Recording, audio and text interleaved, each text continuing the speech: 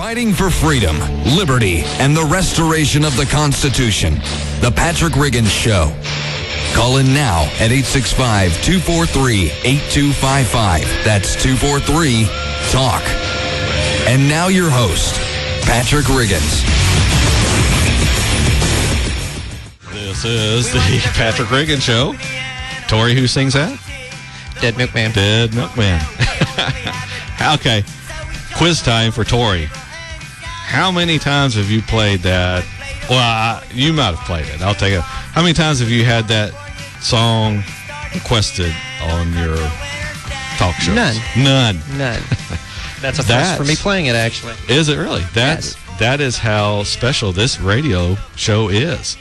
You will not hear Dead Milkman getting played on any other talk show. I guess this whole week. You know. Not in this city, anyway. No, I'd almost put money on it. Almost. If I had more money, I would put money on it. Yeah. But alas, I don't. If it's not Taylor Swift or or Leonard Skinner or well, that would be interesting. Paisley, then Taylor not Swift hear it around here fronting Leonard Skinner. That would be interesting. Just put him in a rink like the Texas Death Match or something. Put him in a cage match. Taylor Swift versus Skinner. Brother. Yeah. Of course, now a lot of them are kind of old. I still think they could take her, though. I tell you, brother, I'll get her in the square room. Yeah, exactly. I'd just like to hear her talking like that. All right. We're up on the last segment of the show. And we've been talking about this shooting and everything. And real quick, I kind of want to drive this point home. That when you're watching all this, keep your head about you. Now, President Obama was so disturbed about the shooting here in America, yet, as I said, the killing of other children continues at his direction in other parts of this world. And that's something to think about while you are watching all the talking heads on television bemoan this, quote, American problem that needs to be solved by the president. You'll have a lot of this, and I kind of took a stab at this. What's causing someone to lash out in this fashion? And what's causing more and more Americans to feel helpless about their future and about their children's future? I would argue part of the problem is the overbearing governmental control that is manifesting itself in this country. We are removing all decisions about someone's personal life and transferring them to the government because people cannot be trusted to make the correct decisions on their own.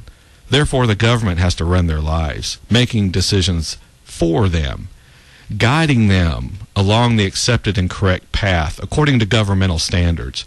And just look at your life. Have you ever sat down and thought about that, about how government is literally intruding into every aspect of your life? You would be hard-pressed to name an area of your life that isn't directly or indirectly regulated in some form or fashion by the government, either through laws or regulations which carry the force of law. Why, you don't even own yourself. You don't even own your own body. If you think you do, just try and sell part of it to another person. You can't. It's illegal. If you don't have the freedom to sell something, then you don't own it. If you are paying on a car note, you don't own the car. You're still paying on it. The government treats your body the same way. Oh, now you can lease your body in approved ways, such as working for someone else in a factory, but only if that factory meets the accepted governmental standards. But try and set up a brothel and see what happens, unless you're in Nevada. If you'll stop and think about it, really think about it, you don't really need government in your life that much. You can take care of yourself. You can enter into contracts, make business deals, go on vacations, all without the government's help. Unfortunately, an increasing number of Americans are starting to become addicted to government. They cannot ever see themselves existing without it telling them what to do, when to do it, or how to do it. People don't want to blame their provider for their problems, though. So they blame capitalism and free markets, for their problems. And it isn't just liberals and Democrats. Just ask Paul Ryan. Here's his quote from my show just this last week. Every problem doesn't disappear to the workings of the free market alone. I would love to say if we just went on the gold standard, it would all be settled. Ha ha ha. Isn't that funny? that the free market could solve problems instead of the government. I just have one question for Mr. Ryan and all other big government people out there. What were we doing before government? We got along fine. So obviously we can make it without having government in every part of our lives, can we not? We did it before government. We were here first. And I've said this on this show. We're here first. We came before government. Therefore, we're above government. Just read the Bill of Rights. Notice they don't give us rights. Nowhere in the Bill of Rights does it state that these rights are granted to us.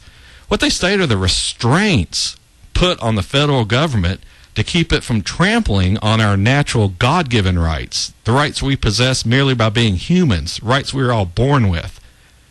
The Bill of Rights would be better named the List of Additional Limitations on the Federal Government.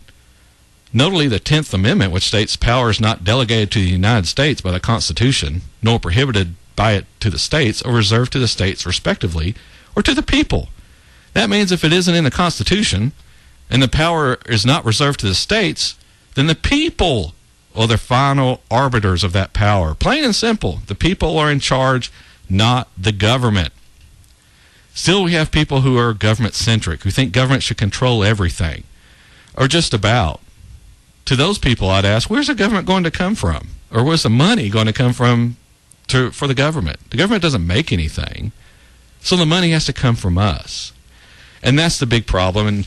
And too many times, what I want you to do as you watch all this develop over this week, notice how much people are framing these arguments and how they need to take your freedom away in order to make you more safe.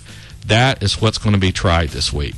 Anyway, I'm running up on the break. I apologize. I still have people on the phone. Call back in next week. We'll try to get to you again. This is Patrick Riggins, Patrick Riggins Show. You can go to our Facebook page, facebook.com/Patrick Riggins Show.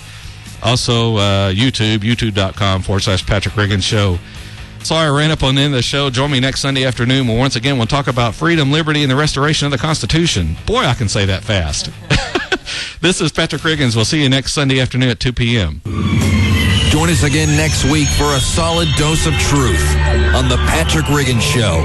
Every Sunday from 2 to 3 p.m. Be there.